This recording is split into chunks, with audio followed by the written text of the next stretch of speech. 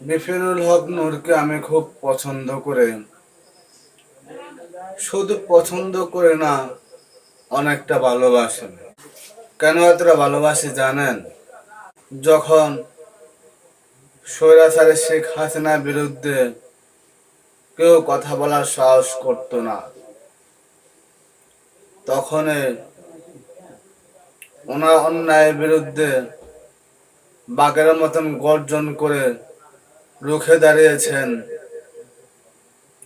আন্দোলন সংগ্রাম করে এই জাতিকে ফ্যাসিবাদ মুক্ত করলেন। সেই জাতি আজ ওনাকে মৃত্যুর কোলে পাঠিয়ে দিল। হাসপাতালে বেডে শুয়ে উনি মৃত্যুর সাথে যুদ্ধ করছেন, খুব কষ্টের সাথে। উনি বলেন, আমার নাক দিয়ে অনবরত ভাবে রক্ত পড়ছে, আমি বাঁচবো কিনা জানি না। তবে বাংলাদেশের মানুষের কাছে আমার একটাই প্রশ্ন, আমি কি দোষ করেছিলাম তারা আমাকে নিঃসঙ্গভাবে আহত করেছেন?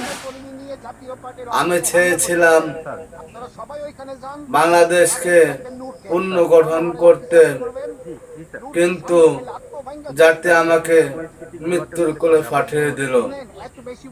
আপনারাই বলেন, বিপিনুল হক নূর মানুষ হিসেবে কেমন, ভালো না মন্দ, অবশ্যই কমেন্টস করবেন। আর ভিডিওটি ভালো লাগলে বেশি বেশি করে শেয়ার দেবেন।